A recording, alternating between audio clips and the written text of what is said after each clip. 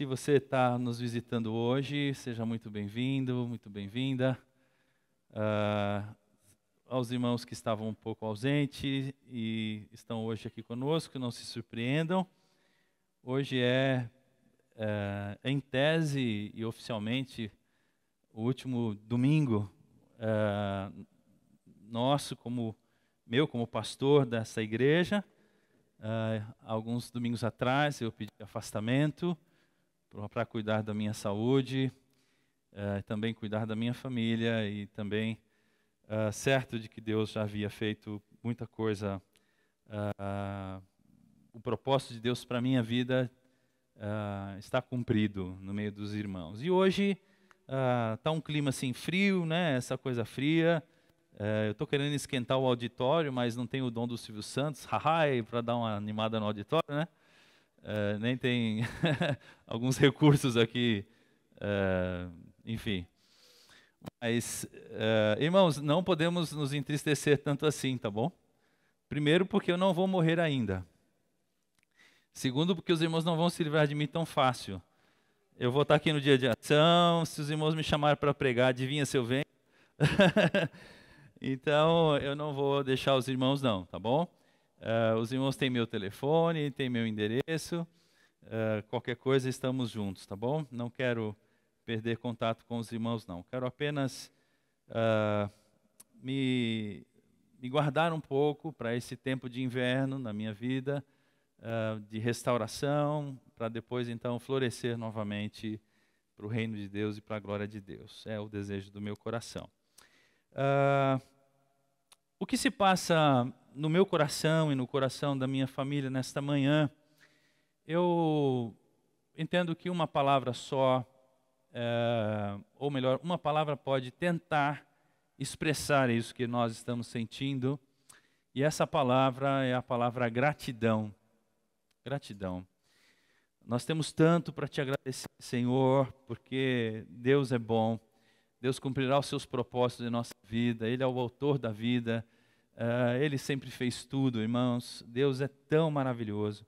Os irmãos não acreditam nisso, mas é verdade. Deus é muito, muito maior do que nós imaginamos, porque vocês não imaginam quantas vezes eu cheguei aqui trôpego, cansado. Não estou nem me referindo aos últimos anos, que foram os anos mais difíceis com a enfermidade. Estou me referindo mesmo à condição humana limitada de um homem. E eu via Deus assim, ressuscitando os mortos dentro de mim, sabe? E depois os irmãos falaram assim, pastor e tal. Eu falava, meu Deus, eu nem sei o que foi, não sei de onde veio tanta graça assim. Eu não sei de onde veio tanta graça assim.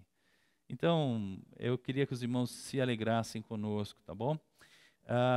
Quem vai pregar hoje sou eu, mas o meu filho também tem uma mensagem a entregar aos irmãos. Vou pedir que apague as luzes. Essa carinha dele é porque ele está na semana de prova, irmãos. Não liga não, ele não está bravo com os irmãos não, tá bom? Ele está cansado mesmo, tadinho. Eu sinto por vocês e do que vocês significaram para mim desde o dia em que eu e a minha família chegou aí. Eu vou tentar ser curto, apesar de ser difícil. Primeiro eu queria agradecer a vocês, igreja que foi e vai continuar sendo minha família, nossa família. Eu digo isso porque para mim vocês ensinaram realmente o sentido de ser igreja. Eu aprendi na Memorial o que é ser igreja. Aprendi através de gestos de irmãos, de ações, de palavras, enfim. Hoje, se eu acredito na igreja de Cristo, eu acredito nas pessoas, grande parte foi pela experiência que eu tive com a Memorial. A Memorial eu entrei aí com 17 anos, agora estou com 24, quase me formando na faculdade. E nesse percurso dos 17 aos 24, vocês foram presentes em oração, em ajuda financeira, em ajuda Teve irmãos que até prestaram nome para alugar casa para mim aqui. Enfim, quantas coisas vocês fizeram pela minha família e em específico por mim. Então eu me sinto muito agradecido, me sinto muito amado por vocês todos. Eu gostaria de retribuir, mas eu não tenho como retribuir tudo que a Memorial mudou na minha vida, mudou nas minhas concepções, na minha forma de enxergar as coisas. Para mim é difícil estar me despedindo, porque é como se despedir de uma família, né? Família a gente não só se despede quando morre, e não é o caso, né? Então eu acho que não é bem uma despedida, mas sim um recado que eu queria deixar para vocês, de que eu amo muito cada um de vocês. Se eu fosse citar os nomes aqui, esse vídeo duraria aqui 1 hora. Cada pessoa tem um significado especial na minha vida, e é isso. Eu vou sentir saudades, claro. Já sinto ficando aqui longe. Sempre que eu volto para São Paulo, eu fico doido para ir para os cultos, para poder abraçar vocês, irmã França, irmã Lourdes, irmã Carmosina, irmão Manuel. Eu tenho frequentado uma igreja aqui, mas eu fico, chegando a hora de cumprimentar os irmãos, eu fico procurando, cadê minha família? Cadê as irmãs? Cadê? Enfim.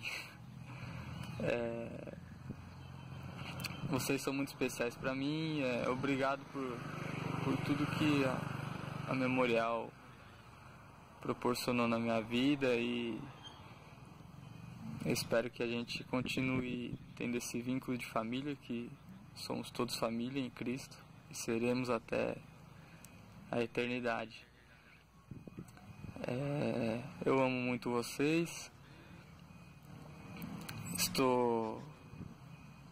Vou ficar com saudades, já disse aqui, mas vocês estão dentro do meu coração e, enfim, espero estar no coração de vocês também. Obrigado por tudo, pelas orações, pelo tanto de amor que vocês demonstraram por mim e pela minha família. E é isso. Gostaria de estar aí para dar mais um abraço, chorar mais um pouquinho, mas infelizmente eu não tô um pouco longe. Mas meu coração vai estar sempre junto com vocês, vai estar sempre ligado à Memorial. Um beijo, fiquem com Deus. Amém.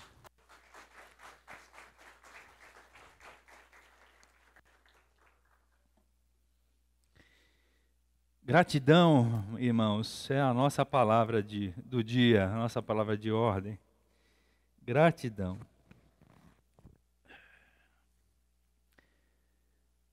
Gratidão a Deus por nos dar a oportunidade de servi-los e servir ao lado dos irmãos, a outros, junto com os irmãos. Gratidão por Deus nos ensinar o amor através de vocês. É isso que a gente guarda para nós como um grande tesouro, o amor que Deus nos ensinou através dos irmãos. E gratidão por estarmos aqui agora, cheios de boas lembranças, bons desejos a respeito do futuro, bons desejos e lembranças a respeito de todos os irmãos. Nós temos saudade dos que partiram, temos saudade dos que nos deixaram nessa caminhada para estar em outras comunidades da fé, o que não nos afeta diretamente. Saudade daquelas irmãs e irmãos que estão doentes e não podem estar aqui. Enfim, gratidão a Deus por tudo isso. Mas é chegada a hora e eu quero dividir o meu tempo em 2 partes. Se os irmãos me permitirem, quero falar sobre um texto de despedida no livro de Atos dos Apóstolos, capítulo 20. E eu vou tentar ser bem sucinto, mas quero deixar alguns recados aos irmãos da parte de Deus. Eu espero que a gravação esteja correndo tudo bem aí, porque se você perder alguma coisa, depois você pode ouvir lá no YouTube o recado, tá bom?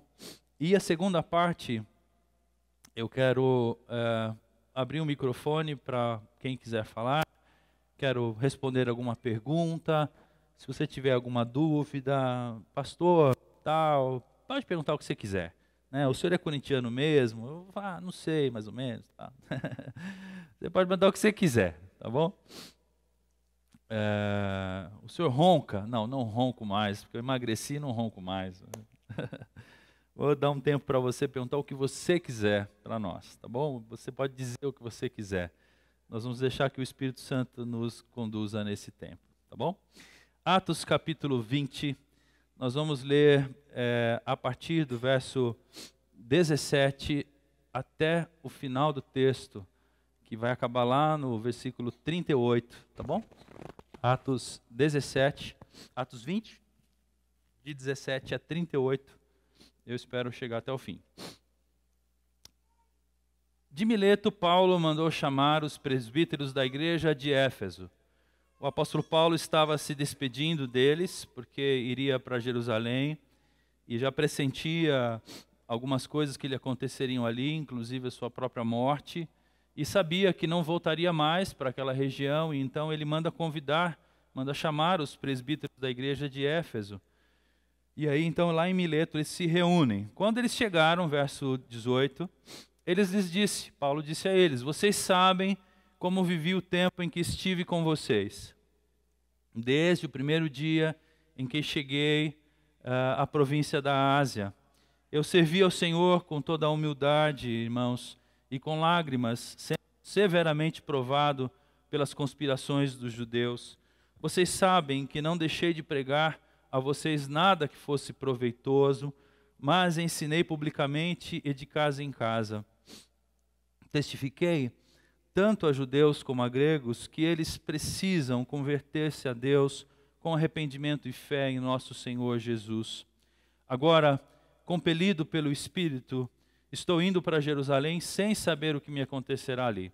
Eu só sei que em todas as cidades o Espírito Santo me avisa que prisões e sofrimentos me esperam. Todavia, não me importo, nem considero a minha vida de valor algum para mim mesmo, se tão somente puder terminar a corrida e completar o ministério que o Senhor Jesus me confiou, de testemunhar do Evangelho da graça de Deus. Agora sei que nenhum de vocês, os quais passei pregando o reino, verá novamente minha face. Portanto, eu declaro hoje que estou inocente do sangue de todos, pois não deixei de proclamar a vocês toda a vontade de Deus.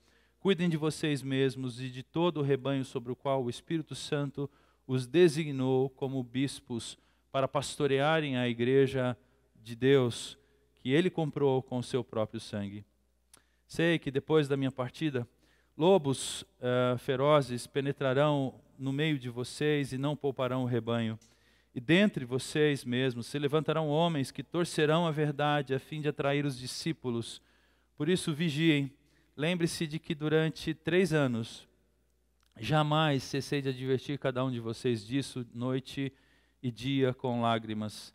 Agora eu os entrego a Deus e a palavra da sua graça, que pode edificá-los e dar-lhes herança entre todos os que são santificados. Não cobicei prata, nem ouro, nem as roupas de ninguém. Vocês mesmos sabem que estas minhas mãos supriram minhas necessidades e a de meus companheiros. Em tudo o que fiz, mostrei a vocês que, mediante trabalho árduo, devemos ajudar os fracos, lembrando as palavras do próprio Senhor Jesus, que disse: a maior felicidade em dar do que em receber. Tendo dito isto, ajoelhou-se com todos eles e orou. Todos choraram muito e, abraçando-o, beijavam. O que mais os entristeceu foi a declaração de que nunca mais veriam a sua face. Então, o acompanharam até o navio.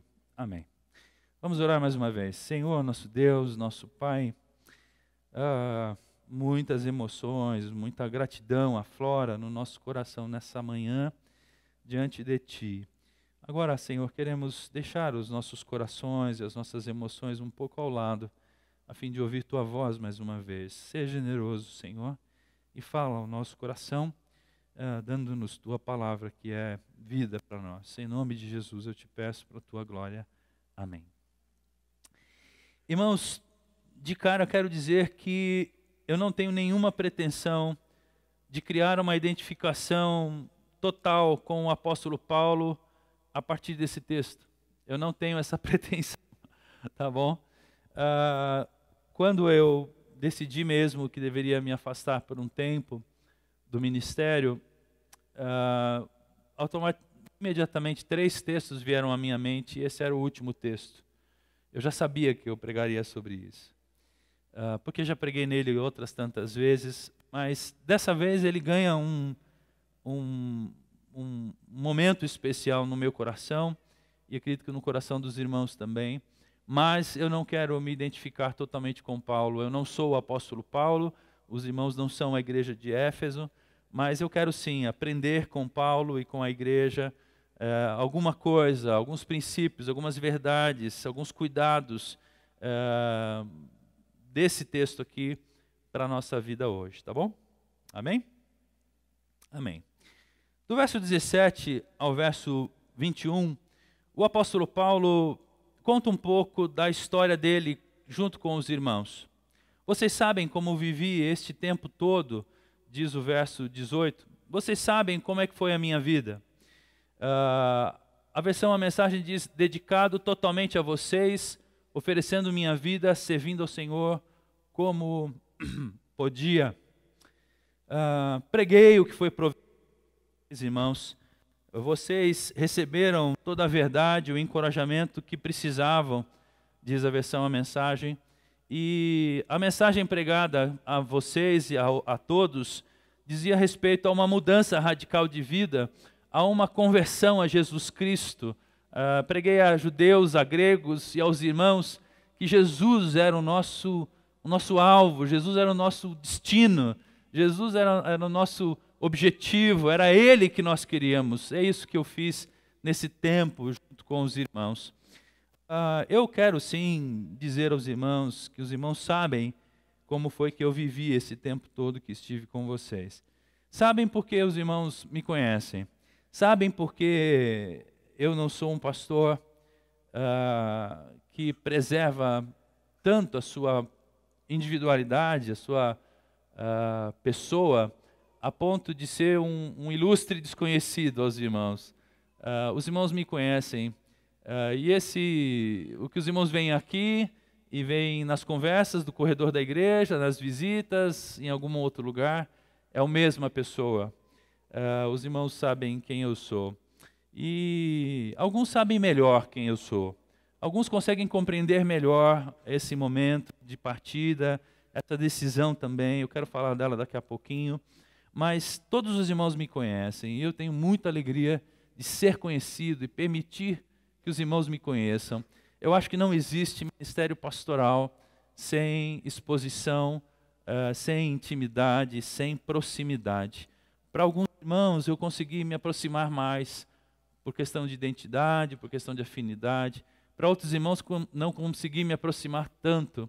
Mas a verdade é que meu coração estava aberto a todos os irmãos e a forma como eu vivi mostrava isso todo o tempo que eu vivi.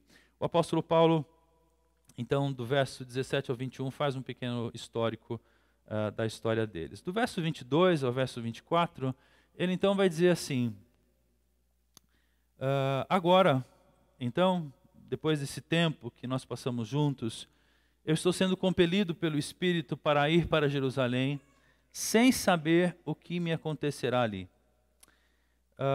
Só sei que em todas as cidades o Espírito Santo me avisa que prisões, sofrimentos me esperam. Todavia não me importo, nem considero a minha vida de valor algum para mim mesmo, se tão somente puder terminar a corrida e completar o ministério que o Senhor Jesus me confiou de testemunhar do Evangelho da graça de Deus. O apóstolo Paulo fala: olha, irmãos, nesse momento eu estou sendo compelido agora estou sendo compelido pelo Espírito Santo. E eu me fiz a seguinte pergunta: como é isso, ser compelido pelo Espírito Santo? O que Paulo está querendo dizer com isso? Como é que a gente é compelido pelo Espírito? Bom, o Paulo diz o que ele não sabe. Eu não sei em absoluto o que vai acontecer comigo quando eu chegar lá. Eu estou sendo compelido, mas eu não sei o que vai acontecer. Tudo bem? Ou seja, ser compelido é uma decisão para uma coisa que você não sabe que vai acontecer. Tudo bem? O Espírito está me mandando ir, mas eu não sei o que vai ser de mim. Algumas irmãs, pastor, o que o senhor vai fazer agora? Quando é que o senhor vai voltar ao ministério? Né? O Fernandinho fica assim o tempo todo, né? E aí, mano, o que você vai fazer agora? Então, e aí, mano, eu não sei.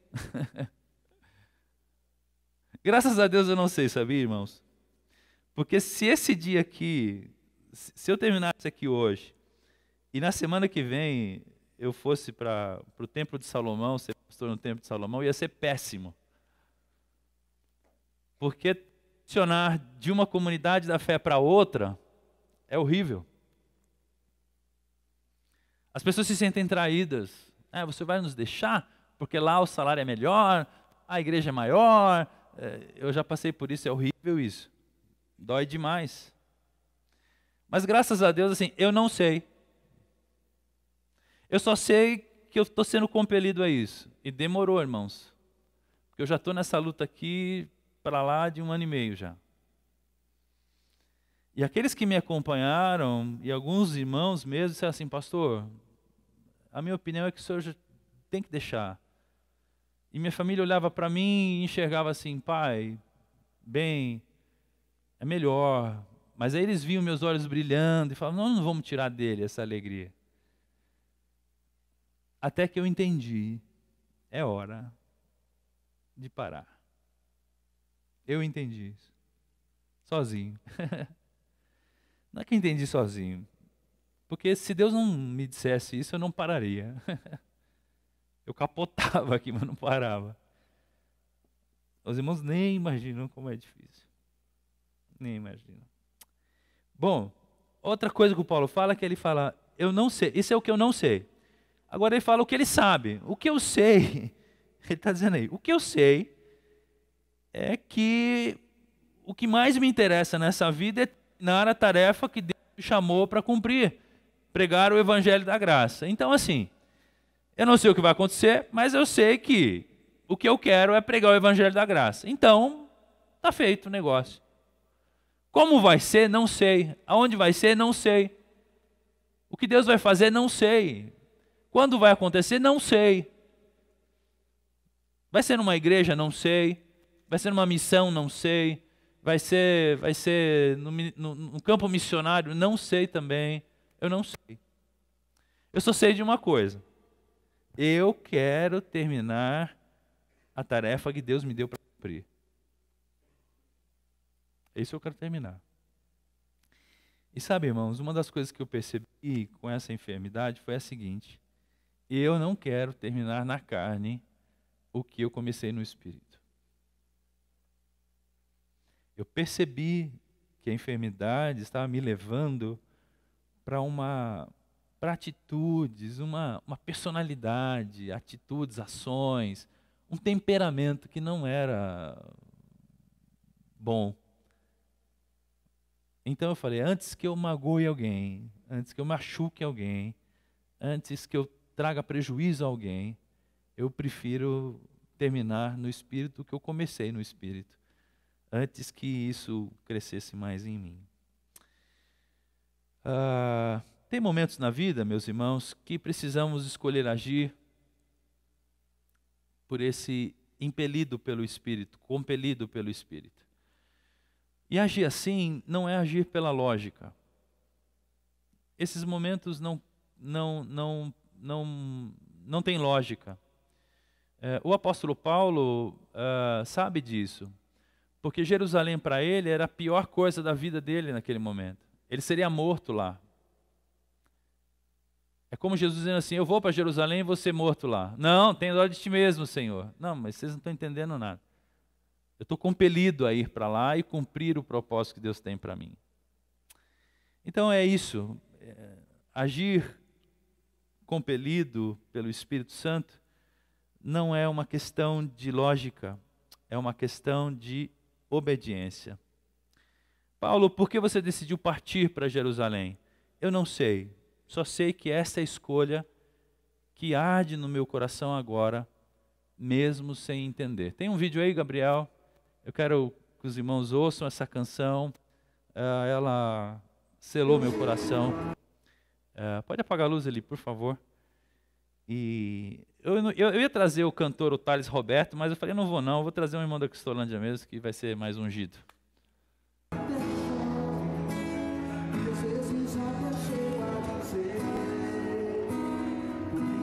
Tem que ser tão difícil assim, parece que é difícil só. Eu sei, meus pensamentos são mais altos que os meus, e o teu caminho é melhor que o meu, e a visão vai além do que vejo. O Senhor sabe exatamente o que é melhor para mim, mesmo que eu não entenda, Deus caminhos em seu filho.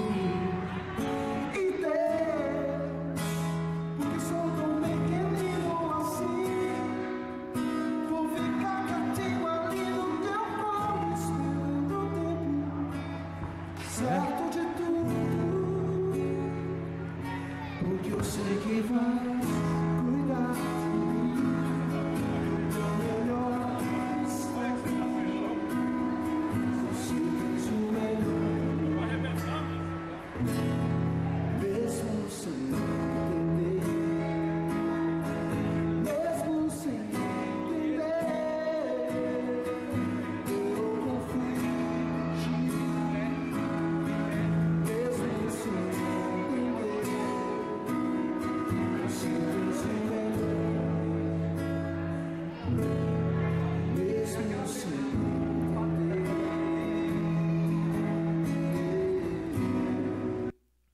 Então, irmãos, é isso aí. E eu preciso só ficar quietinho aqui no seu colo, esperando o tempo de Deus, porque Deus sabe o que é melhor para mim. O verso 25 ao verso 27, o apóstolo Paulo fala da sua consciência de dever cumprido, e eu quero também falar um pouco sobre a minha consciência diante de Deus e diante dos irmãos. Veja aí, verso 25 ao 27. Agora, sei que nenhum de vocês, entre os quais passei pregando o reino, verá novamente minha face. Portanto, eu declaro hoje que estou inocente do sangue de todos, pois não deixei de proclamar a vocês toda a vontade de Deus. Toda a vontade de Deus.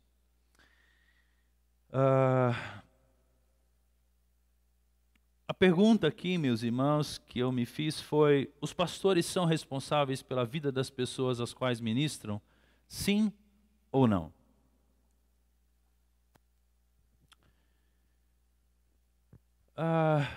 Sim, eles são. Por isso que o Paulo está usando uma imagem tão grotesca, assim, tão forte, tão pesada. Está dizendo assim: hoje eu estou inocente do sangue de vocês. O sangue é o símbolo da vida. O Paulo está dizendo assim: eu estou inocente da vida de vocês. Eu não tenho mais agora responsabilidade sobre a vida de vocês. Hebreus capítulo 13 diz assim: obedeçam seus líderes e sigam as suas ordens, pois eles cuidam sempre das necessidades espirituais de vocês, porque sabem que vão prestar contas disso a Deus. Se vocês obedecerem, eles farão o trabalho com alegria. Mas se vocês não obedecerem, eles trabalharão, não vão deixar de trabalhar, mas vão trabalhar com tristeza. E isso não ajudará vocês em nada. É verdade que algumas pessoas nós ajudamos e elas ouvem, e você zela por elas, você zela pelo futuro, você zela pelos relacionamentos delas, você sofre com elas, você toma a vida dela nas tuas mãos como se fosse tua, e elas então conseguem te ouvir, e obedecem, e glória a Deus, e elas caminham. Outras pessoas não, outras pessoas não obedecem, outras pessoas não te ouvem, outras pessoas não querem. Aliás, elas até te usam durante um tempo e de repente elas não te querem mais, você é um descartável. A gente passa por isso, irmãos, e eu passei por isso também. E aí você fica só chorando, com o sangue na mão, e dizendo assim: Deus, esse sangue não é mais meu, essa vida não é mais, eu não tenho mais o que fazer com essa vida. O apóstolo Paulo está diante disso, meus irmãos, mas ele tem a consciência do dever cumprido. Por quê? Porque Paulo tem a consciência tranquila quanto à responsabilidade de ter cuidado do rebanho de Deus lá em Éfeso. O verso 27 diz que eu dei tudo de mim e não escondi nada do que era a vontade de Deus para vocês. Sabe, irmãos, dar tudo de si às vezes não é suficiente. Mas eu aprendi aqui na Memorial que é pelo menos o que Deus espera da gente como ministros do Evangelho. Eu posso dar tudo de mim e não ser suficiente, mas eu tenho que dar tudo de mim. É isso que Deus espera de mim. Pode ser que não seja suficiente, mas é o que Deus espera que eu faça. E outra coisa aqui, meus irmãos, eu queria falar isso aqui com bastante carinho a vocês. Eu não deixei de pregar o que agradava a Deus, mesmo sabendo que isso traria inconvenientes para mim e para vocês na nossa relação.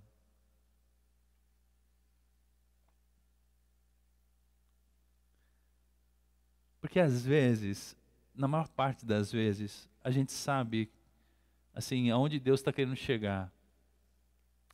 E você só precisa ter coragem para dizer a verdade, sabe? Mas você fala: Deus, se eu falar isso, tá na cara que a carapuça vai servir, Deus. Inclusive, todo mundo vai ficar sabendo. Deus está falando com o irmão fulano hoje, porque essa carapuça é dele, ó. E aí, você fala: não, eu não vou pregar, não. Eu vou dar uma maciadinha aqui, vamos mudar de texto. Aí você roda o texto, procura um outro. Deus, vamos falar de salmos hoje. Vamos falar de... Entende? Eu sei, irmãos, o preço de pregar toda a vontade de Deus. Porque às vezes é difícil a gente ouvir o que Deus quer dizer. É confrontador. E você não fica bravo com Deus, você fica bravo com o pastor. Esse miserável bocudo aí.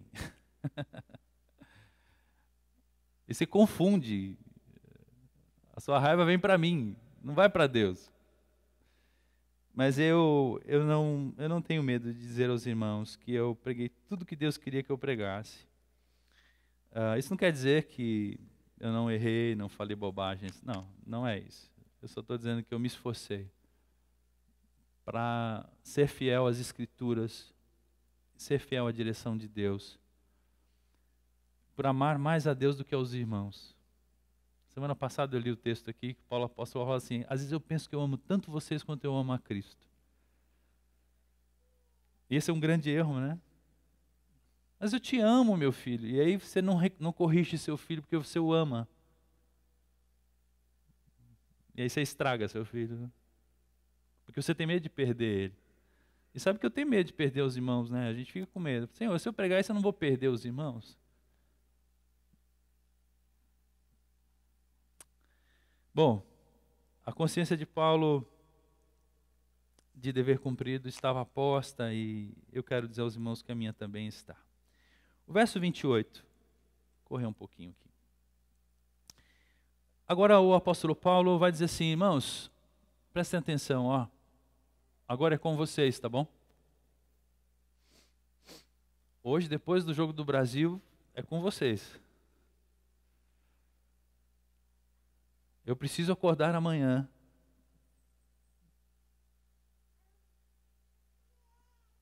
sem pensar do que eu vou pregar domingo que vem. Isso às vezes é um peso, irmãos, que vocês não imaginam o tamanho do peso disso nas costas de um homem.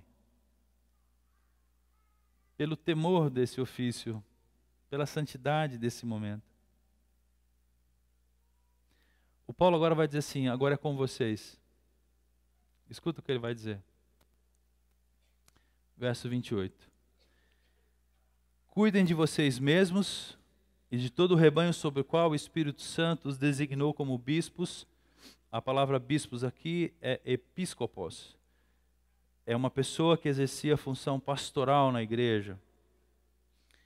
Então, cuidem de vocês mesmos e de todo o rebanho sobre o qual o Espírito Santo os designou como pastores, para pastorearem a igreja de Deus que ele comprou com o seu próprio sangue. O apóstolo Paulo estava falando com os líderes da igreja, e eu também agora quero me dirigir aos líderes da nossa igreja.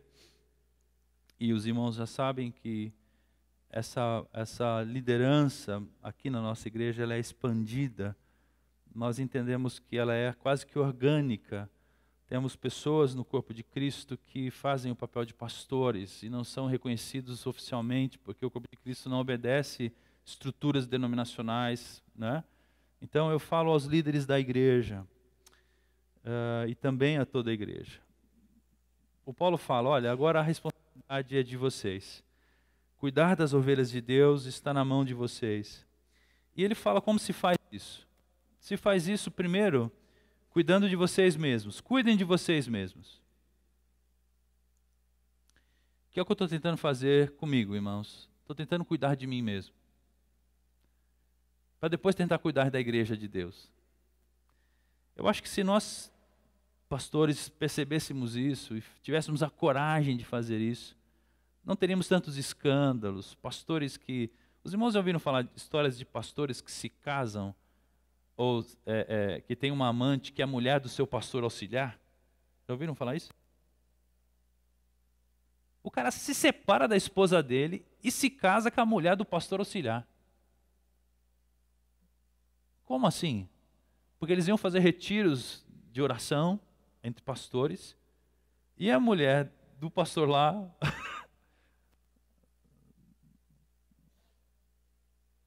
Os irmãos já ouviram falar de pastores que abusam de meninas adolescentes da igreja com 16 anos? Já ouviram falar disso? Eu já ouvi falar disso.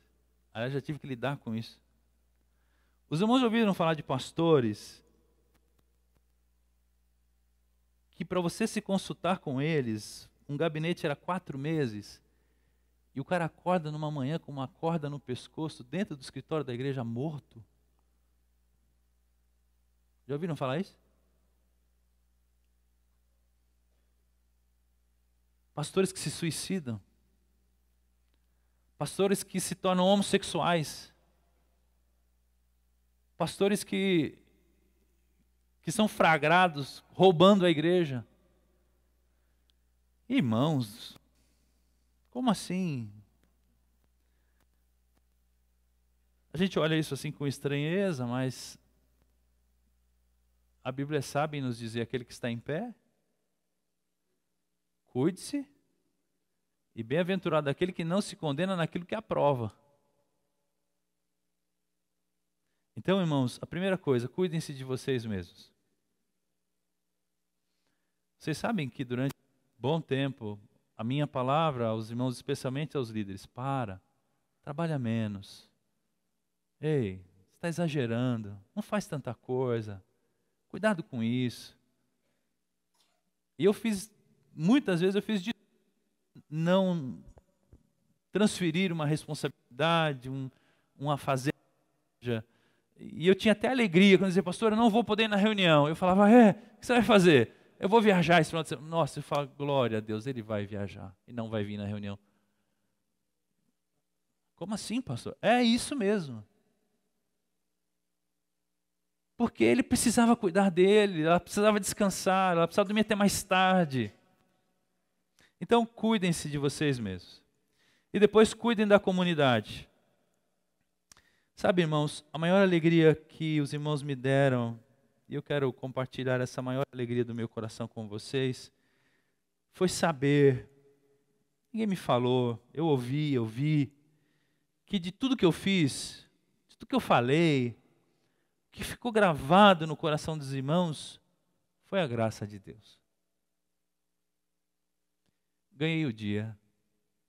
Se o Senhor me levasse agora, eu estava feliz.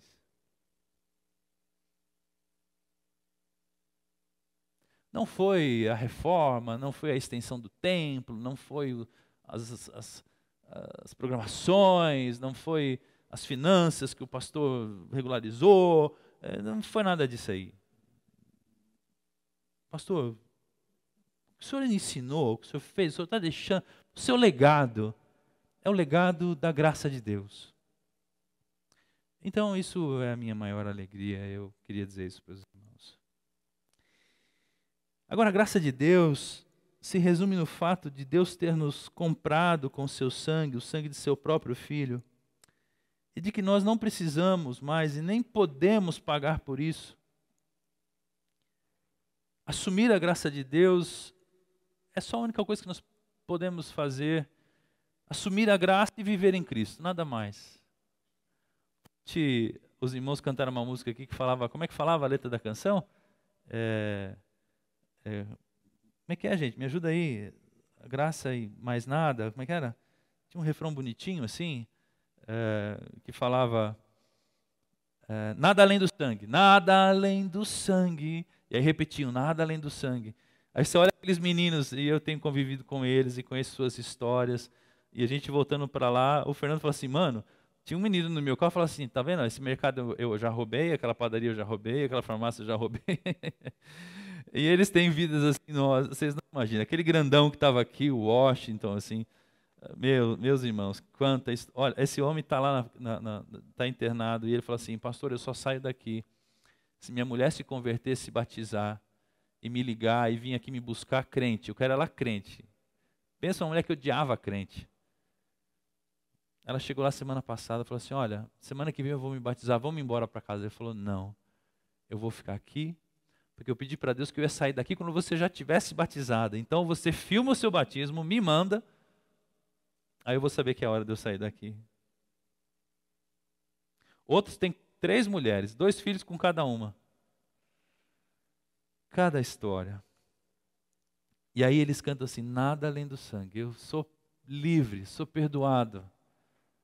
Irmãos, isso é a coisa mais linda do universo.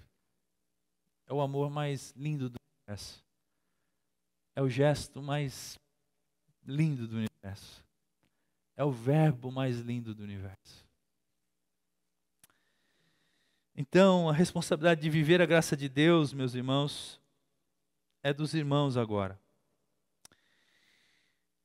Veja que interessante isso, a mensagem fala assim, o Espírito Santo os responsabiliza agora por essas ovelhas, que são o povo de Deus. Vocês têm o dever de guardá-las e protegê-las. O próprio Deus considerou que valia a pena morrer por elas. O verso 29 ao verso 31, o apóstolo Paulo vai dizer assim, qual será a nova direção para a igreja agora? Verso 29 ao 31. Sei que depois da minha partida, lobos ferozes penetrarão no meio de vocês e não pouparão rebanho. E dentre vocês mesmos se levantarão homens que torcerão a verdade a fim de atrair os discípulos. Por isso vigiem.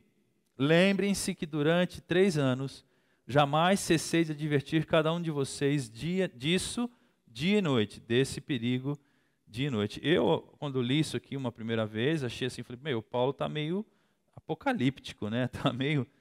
Paulo está meio assustado. Mas, se você for lá no Apocalipse, a gente vai descobrir que o Paulo tinha razão, irmãos. Eu vou ler para você Apocalipse 2, de 1 a 7.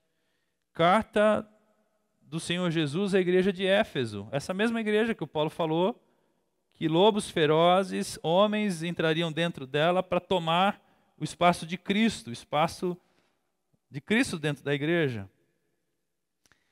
Ao anjo da igreja de Éfeso escreva, essas são as palavras daquele que tem as 7 estrelas em sua mão direita e anda entre os 7 candelabros de ouro. Conheço as suas obras, o seu trabalho árduo e a sua perseverança. Sei que você não pode tolerar homens maus, e que pôs à prova os que dizem ser apóstolos, mas não são. E descobriu que eles eram impostores. Paulo não falou isso? Que ia entrar gente na igreja desse tipo? Agora Jesus está falando, olha, vocês fizeram isso. Vocês têm perseverado e suportado o sofrimento por causa do meu nome e não têm desfalecido. Agora aqui tem o outro lado da moeda. Contra vocês, porém, tenho isto. Vocês abandonaram o seu primeiro amor. Lembrem-se de onde caiu. Arrependa-se e pratique as primeiras obras como no princípio. Mas há uma outra coisa a seu favor. Você odeia a prática dos nicolaítas, tal e tal, tal e tal. Aquele que tem ouvido para ouvir, ouça o que o Espírito diz às igrejas. Muito interessante, porque questionar líderes, questionar pastores, questionar pregadores, questionar, né, autoridades espirituais, não é uma tarefa fácil nem agradável. E Jesus fala assim, joia, é isso mesmo. Vocês não toleram esses caras que me tiraram do trono. Vocês não toleraram, vocês não perderam o foco.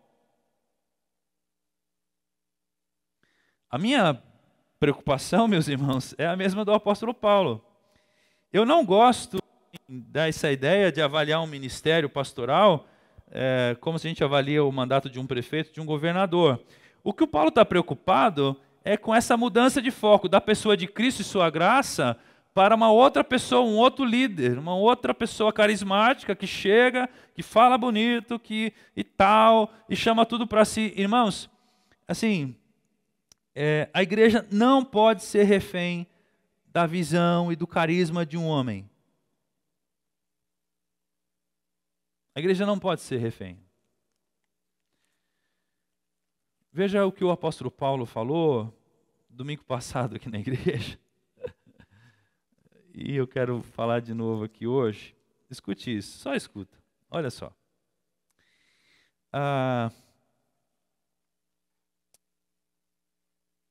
Temos esse ministério pela misericórdia que nos foi dada. Renunciamos os procedimentos secretos e vergonhosos, meus irmãos. Não usamos de engano, nem torcemos a palavra de Deus. Ao contrário, mediante a clara exposição da verdade, recomendamos-nos a consciência de vocês diante de Deus. Pois Deus, que disse, das trevas resplandeça a luz, Ele mesmo brilhou em nossos corações para a iluminação do conhecimento da glória de Deus na face de Cristo. Mas nós não pregamos a nós mesmos. Nós pregamos a Jesus Cristo, o Senhor, e a nós como escravos de vocês. Sabe o que eu tenho visto, irmãos? Igrejas que são escravas de pastores. Igrejas que ganham para sustentar um pastor. Que arrecadam para sustentar exclusivamente um pastor. Ontem de madrugada, o Fernando falou assim, mano, eu pergunto assim, e a sua igreja, mano, como é que tá lá? A igreja que ele saiu. Eu falei assim, mano, minha igreja está do mesmo jeito, cara. Uma igreja avivada, está do mesmo jeito. E como é que tá lá? Irmãos, escutem bem isso. O pastor tem 18 casas de aluguel. A casa que ele mora é dele.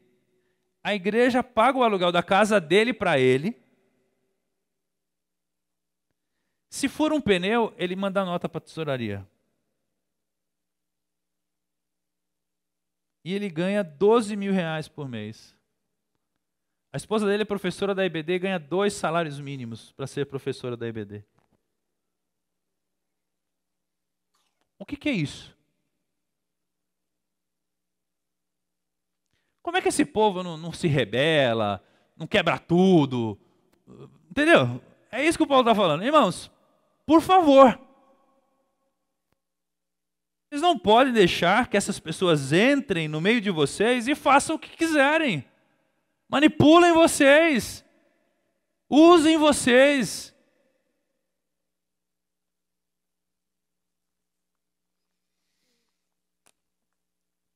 Verso 32.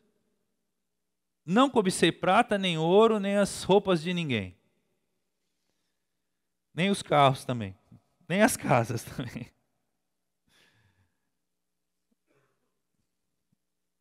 Eu não fiz nada disso.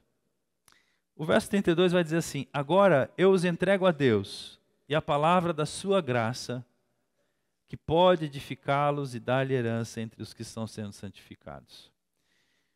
Irmãos, eu também quero entregá-los a Deus e a sua graça, porque Deus e a graça são os únicos que poderão moldar a direção, a vida dos irmãos e dar-lhes salvação.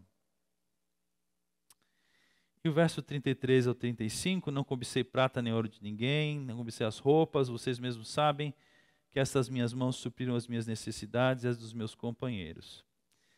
Em tudo o que eu fiz, mostrei a vocês que mediante trabalho árduo devemos ajudar os fracos, lembrando as palavras do próprio Senhor Jesus, que disse, há maior felicidade em dar do que em receber. Sabe, irmãos, eu não quero mesmo saber que daqui a um tempo a igreja memorial virou uma igreja para si mesmo. Ela se basta. As suas programações são para ela mesma. O pastor vive para a igreja vive para o pastor, e eles, porque as igrejas são assim. É horrível isso, irmãos, é um despropósito do reino de Deus. Uma igreja não pode viver para si mesma. Ela não pode viver para o seu pastor. O apóstolo Paulo acabou de falar. Irmãos, por favor, olha, se o próximo pastor da igreja não se sentir um escravo de vocês, não o convidem.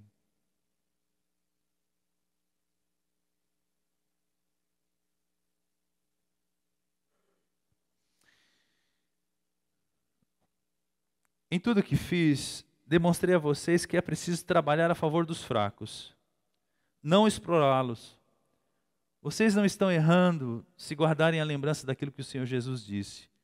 Vocês são mais felizes dando do que recebendo. O Paulo está falando assim, irmãos, não deixem de ser uma igreja generosa. Não deixem de ser uma igreja generosa. Há mais alegria em dar do que em receber. Não vivam para si, vivam para o outro. E aí, meus irmãos, eu termino com o verso 36 e 38, ao 38. Tendo dito isto, ajoelhou-se com todos eles e orou. Todos choraram muito e abraçando-o beijavam. E o que mais o entristeceu foi a declaração de que nunca mais veriam a sua face. Então o acompanharam até o navio. Como eu prometi, agora quero dar um tempo para você me perguntar alguma coisa. Eu vou pedir a Edi e a Raquel que venham para cá. Sentem-se aqui comigo. Que eles podem perguntar para vocês também, viu?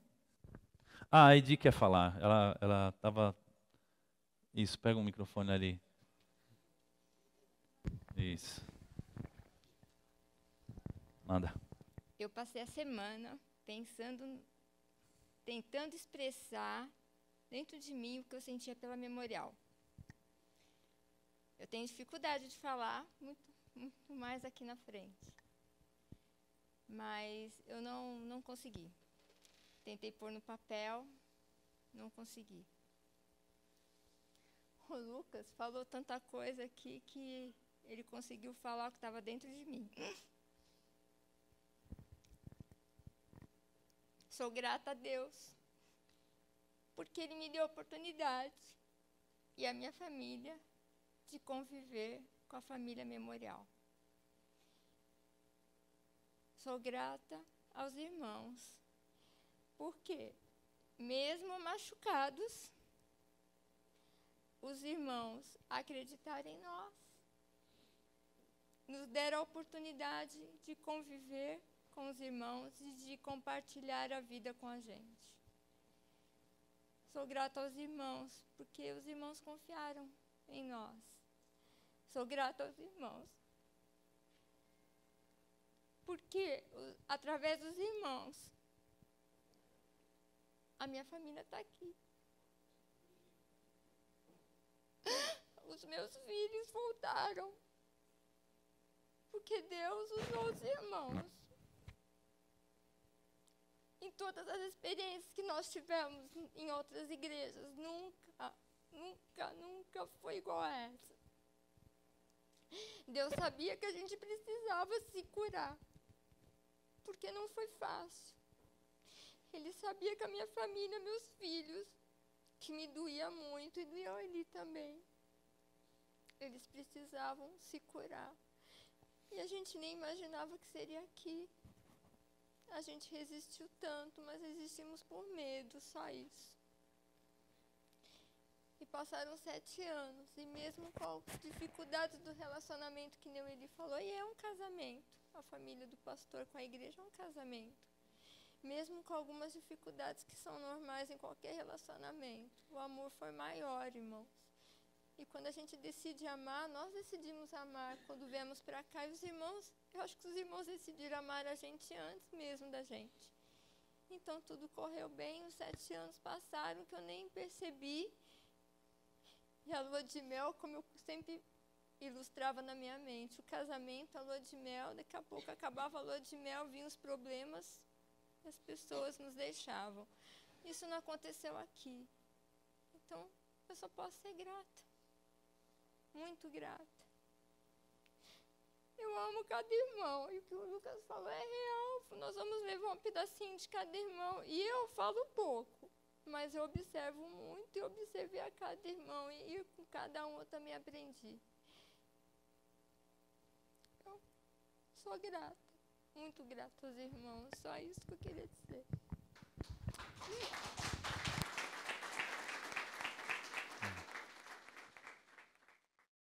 E no dia 26 de dezembro de 2008, eu estava viajando para Cuba.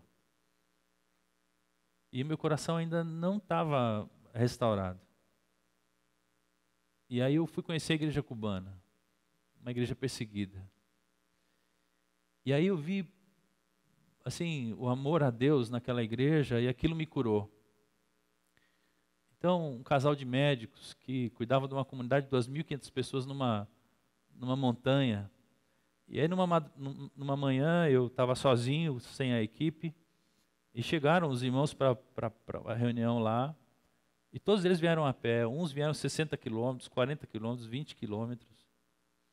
E quando eu falei que na igreja brasileira tinha cartão de crédito e essas coisas todas, eles começaram a chorar, e falaram, não fala isso, pastor. A igreja brasileira nos ajudou tanto, agora você está falando que a igreja brasileira está desse jeito. Eu falei, meus irmãos, está desse jeito. E aqueles irmãos restauraram no meu coração o desejo de amar a igreja de Cristo. Eu tinha uma agenda pela missão para o Nordeste. E os irmãos do Nordeste falaram assim, não, o senhor vai vir. Eu estou contando essa prosa aqui para chegar onde eu quero chegar, tá bom? Não é que eu estou variando, não. Eu ainda estou sóbrio. Eu estou sóbrio. Aí eu falei, não, irmãos, eu não sou mais da Portas Abertas, não posso ir. Não, o senhor vai vir. Mas não tem dinheiro para ir. Não, nós vamos pagar a passagem do senhor. Onde é que eu vou ficar aí? No hotel? Não, o senhor vai ficar aqui. Pode ficar tranquilo que o senhor vem. Tá bom, então eu vou. Me chamaram para ir, eu vou. Vou pregar sobre cristãos perseguidos, vou levantar fichas de nomes pela Portas Abertas e vou levantar oferta pela Portas Abertas. E no final daquela viagem eu voltei com, eu lembro direitinho, R$ 2.800 de oferta, que é bastante coisa. E mais ou menos uns 180 nomes, fichinhas. Isso aqui era ouro lá na PA. Só que o que me surpreendeu foi o seguinte. Na hora que eu desci no aeroporto, ninguém foi me buscar. E quando eu era da PA, todo mundo me buscava. Eu falei, tá vendo aí, ó, sem PA já ninguém veio me buscar. Daqui a pouco aparece um irmão do nada lá, irmão, tal. Na Bahia, né, os baianos são ótimos, né? Aí entrei no carro de uma irmã, sabe essas irmãs da Assembleia de Deus? Saião, tal, mas um carrão, irmãos, da hora, ela era bem de vida. Quando eu entrei no carro, ela falou assim, pastor, por favor, só escute essa música aqui. E apertou o play. Eu entrei no carro, ela apertou o play. E começou a orar em línguas. E apertou o play do rádio. E a música dizia o seguinte, eu nem lembro, era do J Neto, acho que tem um cantor aí, né? Dizia assim, chegou a hora de você protagonizar a sua história.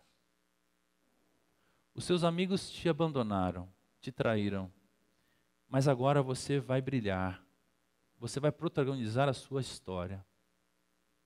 E aquela música tocava e ela cantava e orava em línguas e E eu não entendi nada. Como bom batista, você fica assim, né? E agora? O que a gente faz? Né? Eu recebo, estou recebendo. E eu voltei do Nordeste sem nada. Continuei depressivo, mas aquela promessa, aquela profecia da irmã. Deus, como é que o Senhor vai me fazer brilhar? Passou quase um ano, irmãos. Eu conheci o irmão João, que hoje é companheiro de trabalho. E eu acho que em menos de 3 anos de trabalho, eu ganhei o que eu não ganhei em dinheiro na minha vida inteira. A gente não tinha carro, e um dos sócios que não era crente, deu um carro, isso era 2010, ele deu um carro 2006, um Gol Power completo, para mim pagar como eu pudesse, do jeito que eu pudesse. Aquele Gol que os irmãos viram aí quando eu cheguei aqui. Mas a promessa era, o irmão vai brilhar, você vai brilhar. Você vai protagonizar a sua história. E sabe o que significava isso para mim? E significa até hoje? Não era que eu ia construir minha casa, que eu ia ter carro novo, comprar um carro zero pela primeira vez, que foi um arrependimento amargo. Não era isso. Era que eu ia voltar a ser pastor. Que os meus sonhos seriam novamente reavivados dentro de mim. E sabe onde é que eu brilhei, irmãos? Assim, brilhei assim, entendeu, né? Abre aspas, brilhar, entendeu? Tudo bem? Eu brilhei aqui, irmãos, assim. Brilhei com vocês, assim. Vocês me fizeram brilhar.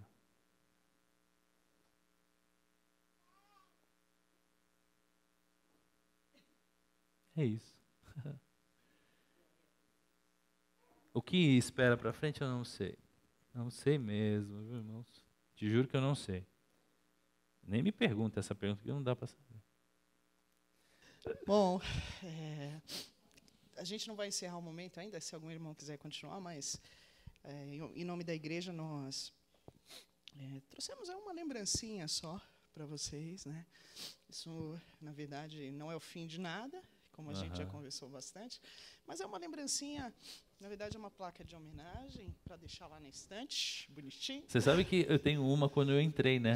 Eu sei. Ela não sai da minha estante lá. Põe do lado. Esses dias eu fui lá abrir a placa, ela estava apagadinha, eu dei um talento nela assim, falei, olha, tá aqui, que legal. Eu nunca tinha recebido alguma coisa desse tipo na vida. Me senti tão importante. Tá sentindo de novo. Agora eu vou me sentir mais importante ainda. E a ideia é essa mesmo. Quando o pastor chegou, nós também estávamos muito, muito machucados, muito feridos também. Da mesma forma que ele foi na rua agora um pouco da trajetória, a nossa igreja tinha apanhado bastante também. E Deus nos curou mutuamente, né? Nos curou mutuamente. A vida de vocês nos ensinou, nos restaurou, desmistificou a imagem do pastor, né? O pastor intocado, para o pastor humano. E isso foi um grande aprendizado para nós. Então, é uma forma da igreja agradecer a vida de vocês. Não é despedida, jamais. É só um fechamento de um ciclo e um momento novo, né? Onde Deus vai estar com todos nós. Amém. Então, eu vou ler aqui. A Igreja Batista Memorial Interlagos presta homenagem ao pastor Eli Roberto Nunes Teixeira. Com gratidão a Jesus Cristo, nosso Redentor e Senhor, bendizemos a Deus por sua valiosa contribuição, dedicação, amor e ensino do Evangelho de Cristo ao longo desses 7 anos de ministério como pastor da família IBMI. Também reconhecemos como membros do corpo de Cristo a dupla honra desse tempo conosco e permaneceremos na intercessão por esta família amada. Agradeço a meu Deus toda vez que me lembro de vocês, em todas as minhas orações em favor de vocês. Sempre oro com alegria por causa da cooperação que vocês têm dado ao Evangelho, desde o primeiro dia até agora. Filipenses 1, de 3 a 5. Amém? Alguém pode terminar o culto aqui, que senão vamos ficar aqui até que hora? Pai, te bendizemos, Senhor, por tudo que o Senhor é, pela celebração que pudemos fazer ao Senhor, pela vida do teu servo, Deus. Obrigado, Deus, mais uma vez, pela vida dele e de sua família.